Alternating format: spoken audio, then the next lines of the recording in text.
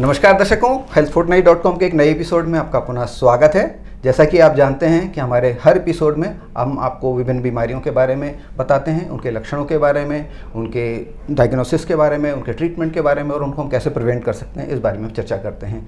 आज हम चर्चा करने जा रहे हैं पैरों में होने वाली सूजन के बारे में, जिसको हम मेडिकल टर्मिनोलॉजी में एडिमा के नाम से जानते हैं। यह बीमारी क्यों होती है, इसके क्या लक्षण होते हैं, इसकी किस तरह की डायग्नोसिस होती है और कैसे हम इसके उपचार करते हैं और उसके बचाव किस तरह के हो सकते हैं।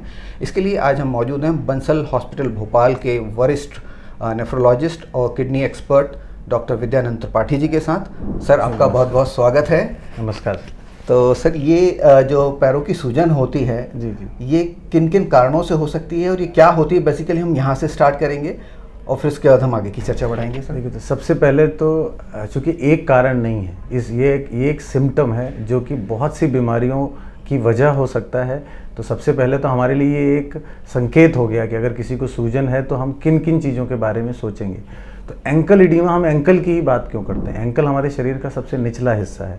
तो जब आप बैठते हैं ज़्यादा देर के लिए, ज़्यादा देर खड़े रहते हैं, ऐसी स्थिति में बॉडी में जो भी एक्स्ट्रा फ्लूइड है वो ग्रेविटी की वजह से नीचे एकुमुलेट होगा। इसलिए ये एंकल एडिमा के नाम से जानते हैं, सबसे नीचे आता है, पैर के सबसे निचले हिस्से में होगा। तो सबसे पहले तो आपको ये जानना है कि ये एंकल एडिमा लोकलाइज्ड है, एक साइड में है या दोनों साइड में है। तो जो स्थितियां मैंने बताई कि शरीर में एक्स्ट्रा फ्लूइड है, तो जनरली वो दोनों तरफ होगा, दोनों पैरों में होगा। और कोई वजह अगर लोकल है, जो उस जगह की प्रॉब्लम है, किसी एक जगह की प्रॉब्लम है, तो वो लोकलाइज्ड होगी या किसी एक तरफ होगी। तो इनकी वजहों पे हम आएंगे, उसके लिए ये समझना हमारे लिए ज़रूरी था। तो जब भी जैसे आपके पैर में कोई चोट लग गई, आपके एंकल में चोट लग गई, तो चोट के बाद भी लोकल जगह में सूजन आता है। हम देखते हैं चोट लगने के बाद जगह पे सूजन आ जाता है, तो वो सूजन चोट की सूजन है, उसका इलाज चोट की तरह किया जाएगा। फिर यही सूजन अगर दोनों तरफ है तो ये स्थितियाँ मुख्य रूप से बहुत से अंगों के फेलियर में होती है, बहुत से अंगों की समस्या में होती है, जिनको हम एक एक करके उनको हम डिस्कस करेंगे। तो चूँकि मैं नेफ्रोलॉजिस्ट हूँ तो मैं किडनी से शुरुआत करता हूँ। किडनी में नेफ्रोटिक सिंड्रोम एक बीमारी है, बच्चों में बहुत कॉमन होती है कि बच्चों में आप एकाएक देखेंगे चेहरे में सूजन आने लगता है, पैरों में सूजन, पेट में सूजन। तो इस बीमारी में आपकी किडनी की जो छन्नियाँ हैं वो डैमेज होती हैं, जिससे शरीर में जो भी बच्चा प्रोटीन ले रहा है या जो भी व्यक्ति है वो यूरिन के माध्यम से बाहर निकलता है। शरीर में प्रोटीन की कमी होती है, जिसकी वजह से जो भी प्रेशर चेंजेस होते हैं, आपके नसों के अंदर का जो फ्लूइड है वो नसों से बाहर लीक करता है, शरीर में अलग अलग हिस्से में इकट्ठा होने लगता है। और फाइनली जब ज़्यादा देर खड़ा रहेगा, बैठेगा तो पैरों में होगा, सो के सुबह उठेगा तो आँखों के चारों तरफ होगा। इसे नेफ्रोटिक सिंड्रोम बोलते हैं। इलाज इसका सिंपल होता है, स्टेरॉइड्स दिए जाते हैं और उससे बीमारी बहुत आसानी से ट्रीट हो जाती है। दूसरी किडनी की बीमारी आती है, कोई भी किडनी फेलियर या क्रॉनिक किडनी डिसीज़ की बीमारी है, जिसमें किडनी की जो फिल्ट्रेशन पावर है, जिसको हम GFR बोलते हैं, ग्लोमेरुलर फिल्ट्रेशन रेट, वो अगर कम हो गया है तो इसका मतलब जो किडनी के मुख्य काम है वो प्रभावित होंगे। एक काम है शरीर के टॉक्सिन्स को निकालना, जिससे कि खून में यूरिया क्रिएटिन की मात्रा बढ़ेगी, और दूसरा है बॉडी में जो पानी का बैलेंस बनाना, ये किडनी का काम है। तो पानी का बैलेंस किडनी बनाएगी नहीं तो जो भी एक्स्ट्रा पानी शरीर में इकट्ठा होगा वो पैरों पे सेटल होने लगेगा और पैरों में सूजन आने लग जाएगा। तो ये किडनी फेलियर की वजह से ऐसा होता है। हार्ट फेलियर बहुत इंपॉर्टेंट कारण है पैरों में सूजन आने का, और इसमें कुछ और अलग अलग सिम्टम्स भी होंगे। तो हमारे हार्ट का काम क्या है? शरीर में जो भी फ्लूइड है, जो ब्लड कंपार्टमेंट है, उसको पूरी बॉडी में पंप करना। तो जब हार्ट की पंपिंग कैपेसिटी कम होती है तो ये पंपिंग कैपेसिटी हार्ट की कम होती है, जिससे कि जो बैक प्रेशर आएगा, जो एक्स्ट्रा फ्लूइड है वो बॉडी में इकट्ठा होने लग जाएगा, और यही आपके पैरों में ज़्यादा देर खड़े रहने पे पैरों पे आता है। और जब व्यक्ति रात में सोता है, अगर सूजन बहुत अधिक है और वो लेटता है, तो ये पानी ग्रेविटी की वजह से आपके लंग्स में आएगा और व्यक्ति को सांस फूलेगा, जिसको हम ऑर्थोपनिया कहते हैं। कि जैसे ही वो लेटेगा उसे ऐसा लगेगा सफोकेशन हो रहा है, सांस बंद हो रही है, वो उठ के बैठेगा, खिड़की की तरफ जाएगा। तो ये स्थिति काफ़ी गंभीर होती है। तो अगर आपका पैर का एडिमा है, आप में रिस्क फैक्टर्स हैं, तो ये हार्ट की समस्या भी हो सकती है। नेक्स्ट आते हैं हम लीवर फेलियर पे। तो अगर लीवर आपका फेल है, लीवर का मुख्य काम है शरीर में एल्बुमिन को बनाना, प्रोटीन को बनाना। तो जब लीवर फेल होता है फिर वही बॉडी में प्रोटीन की कमी होगी, पानी बाहर लीक होगा और ये अलग अलग हिस्सों में पानी इकट्ठा होने लगेगा। पेट में इकट्ठा होगा, छाती में इकट्ठा हो सकता है, पैरों में जो डिपेंडेंट एडिमा होता है वो होगा। तो ये लीवर फेलियर का प्रमुख सिम्टम हो सकता है। इसके लिए तुरंत लीवर के स्पेशलिस्ट से मिलते हैं, टेस्टिंग होती है और उसका इलाज किया जाता है। फिर आती हैं बहुत सी लोकल वेन्स की समस्या, जैसे कि आपको कोई बीमारी है या आपको कोई फ्रैक्चर हुआ, आपको डॉक्टर ने बेड रेस्ट की सलाह दी है, आप महीनों से बिस्तर पे हैं, आपके मूवमेंट्स बहुत कम हैं, ऐसी स्थितियों में जो खून का प्रवाह है वो प्रभावित होता है, खून की नसों के अंदर थक्का जमता है और जो आपका बॉडी का फ्लूइड है वो थक्के की वजह से ऊपर को उसका प्रवाह रुक जाता है, जिससे कि एक तरफ सूजन आने लगेगा। अगर एक तरफ डीवीटी है तो ये डीप वेन थ्रोम्बोसिस कहलाता है। ये एक प्रमुख कारण है सूजन आने का।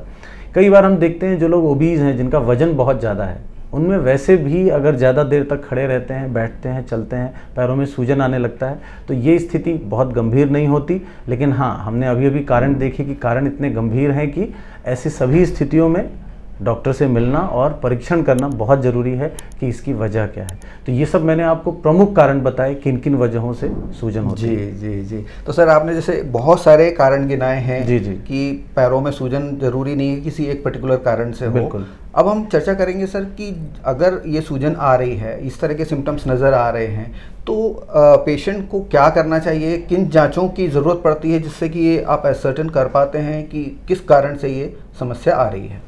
देखिए, तो कारण मैंने अभी बताए। तो सबसे पहले जब आप डॉक्टर को सूजन बताएंगे तो जैसे मैंने हार्ट का बताया, तो हार्ट से रिलेटेड सवाल पूछेंगे। सीने में दर्द होता है, रात को लेटने में सांस फूलता है, हार्ट किन लोगों में हार्ट की बीमारियां अधिक होती है, आपको डायबिटीज़ था, आपको बीपी था, आपके परिवार में हार्ट की बीमारियां हैं, तो हिस्ट्री बहुत इंपॉर्टेंट है। हिस्ट्री से ही आप, क्योंकि हर बीमारी के टेस्ट करने जाएंगे तो बहुत महंगा पड़ेगा, तो सबसे पहले तो हिस्ट्री से हम कुछ खास चीज़ों को डिफ्रेंशिएट कर लेते हैं पहले से ही। किडनी की समस्या होगी तो आपको देखना होगा पेशाब में झाग तो नहीं आता, मतलब पेशाब से प्रोटीन लीक तो नहीं कर रहा है, आपको दूसरे किडनी के लक्षण तो नहीं है, जैसे खून की कमी है, भूख नहीं लगना, उल्टी होना, लेथार्जिक होना, तो ये स्थितियां देखेंगे।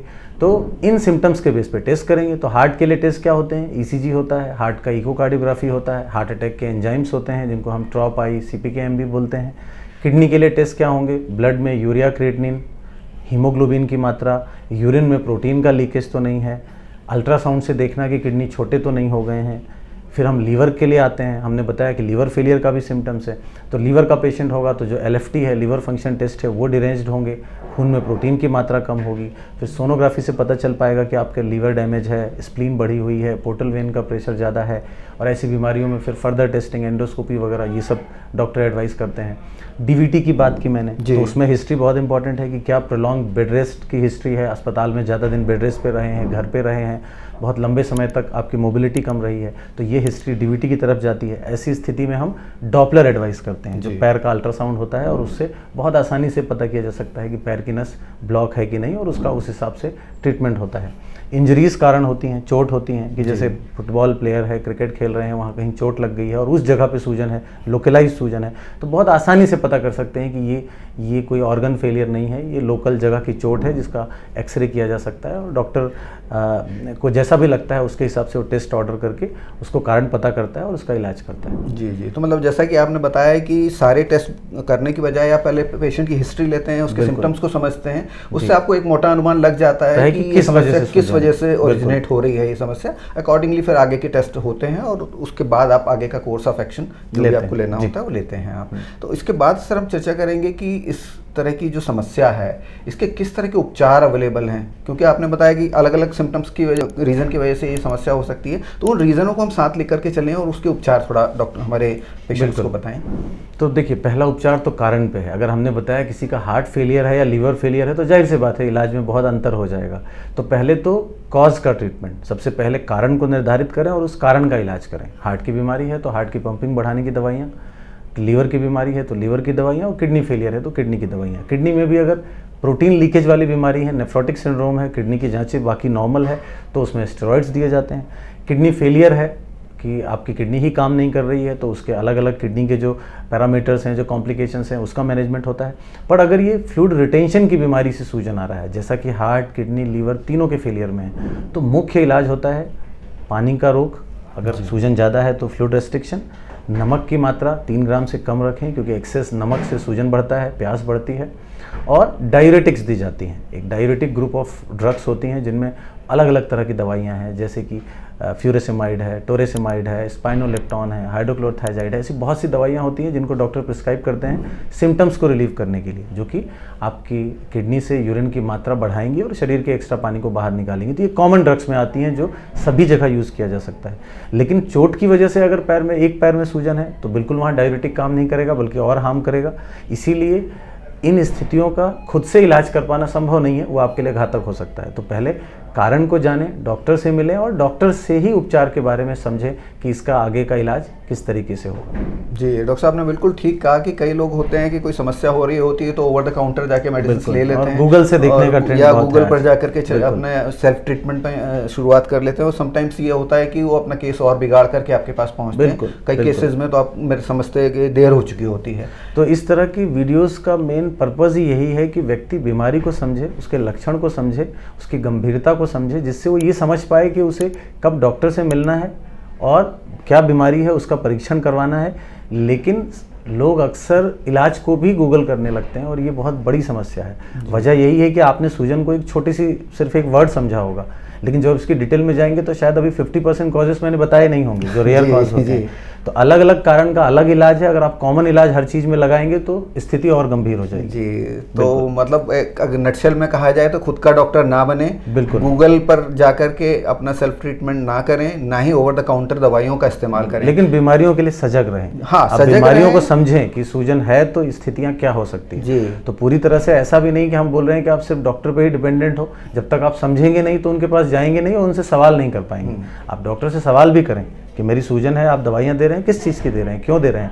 तो आप खुद समझदार बने और डॉक्टर से हर चीज़ पूछें, बट फाइनल ओपिनियन आप डॉक्टर की माने। जी तो सर इसके बाद हम चलते चलते चर्चा करेंगे इस तरह की जो समस्याएं हैं इनको हम कैसे प्रिवेंट कर सकते हैं। कुछ हो सकता है प्रिवेंटेबल हो, कुछ के लिए ज़्यादा लंबा समय का ट्रीटमेंट की ज़रूरत हो, तो इस बारे में थोड़ा सा ब्रीफ करें। मेरा मानना है अधिकांश बीमारियां प्रिवेंट की जा सकती हैं, उनका प्रिवेंशन संभव है। जैसे कि मैंने बोला डीप वेन थ्रोम्बोसिस है, तो आप बिल्कुल अपना मोबिलिटी बनाए रखें, अब लंबे समय रेस्ट ना करें, तो वैसे भी डीवीटी से बचा जा सकता है। या ऐसी कोई स्थिति बनी है कि रेस्ट करना ही है, तो उसके लिए दवाइयाँ होती हैं, डॉक्टरी सलाह होते हैं कि आपको किस तरीके से एक्सरसाइज करनी है। कुछ डीवीटी पम्प्स होते हैं, कुछ ड्रग्स होती हैं जो क्लॉटिंग को बचाती हैं, तो समय पे इनका इलाज करेंगे तो डीवीटी बचेगा।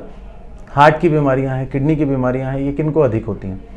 जिनको डायबिटीज़ है, डायबिटीज़ का कंट्रोल नहीं है, जिनको बीपी है, बीपी का कंट्रोल नहीं है, जिनको समस्याएं है, सिम्टम्स है, समय पे अस्पताल नहीं पहुंचते, जिससे हार्ट कमज़ोर हो जाते हैं, किडनी कमज़ोर हो जाती है। तो आप अपनी लाइफस्टाइल अच्छी रखें, अपने वजन को नियंत्रित रखें। आपको बीपी, शुगर जैसी बीमारियां हैं तो उनको समय पे उपचार लें, उनका कंट्रोल रखें। स्मोकिंग ना करें, अल्कोहल ना लें, लीवर फेलियर का एक प्रमुख कारण अल्कोहल है। बिल्कुल। तो हर चीज़ को प्रिवेंट किया जा सकता है अगर आप सजग हैं अपनी बीमारी के लिए।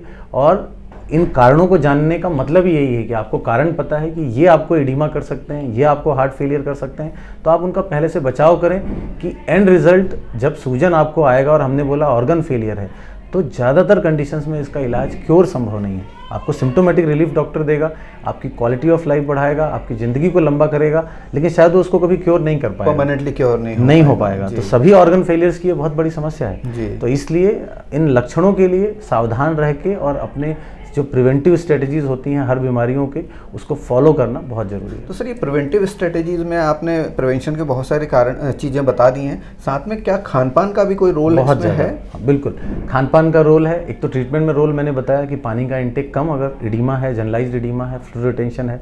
नमक का सेवन तो हर किसी में कम ही करते हैं जी। आपको डायबिटीज़ है तो आप अगर मीठा कम खाएंगे, आप तेल की चीज़ें कम खाएंगे तो वजन को नियंत्रित रखेंगे। आप प्रोटीन इंटेक बहुत अधिक लेते हैं, आप डायबिटिक हैं, आप नॉनवेज रेगुलरली खाते हैं, तो ये हाई प्रोटीन इंटेक आपकी किडनी की छन्नियों को डैमेज करेगा, प्रोटीन लीकेज करेगा, तो उससे बचें। तो आपके खान पान ही सबसे बड़ा बचाव है। अच्छा खान पान, अच्छा वजन कंट्रोल, नमक का कम सेवन करना। और अगर आपको कोई बीमारियां हैं जैसे कि डायबिटीज़, ओबेसिटी, कोलेस्ट्रॉल, हाइपरटेंशन, इनका समय पे इलाज। इन सब बीमारियों का भी पहला इलाज तो लाइफस्टाइल मॉडिफिकेशन ही है। रेगुलर वॉक करना, अपने वजन को कंट्रोल रखना। तो आपका सही सवाल है कि खान पान और लाइफस्टाइल का सुधार ही हर बीमारी का सबसे पहला प्रिवेंशन है जी। तो thank you very much sir. दर्शकों, हमें उम्मीद है कि डॉक्टर साहब ने जो उपाय आपको बताए हैं वो आपके निश्चित रूप से काम आएंगे। और अगर आपको इस बारे में और कोई जानकारी प्राप्त करनी है या आपके प्रश्न हैं तो आप हमारे कमेंट बॉक्स में लिख के भेज सकते हैं। अगली बार जब हम डॉक्टर साहब से मुलाकात करेंगे तो आपके प्रश्नों के उत्तर लेने की पूरी कोशिश करेंगे। आज का एपिसोड हम यहीं समाप्त करते हैं। बहुत बहुत धन्यवाद सर। धन्यवाद। Thank you sir.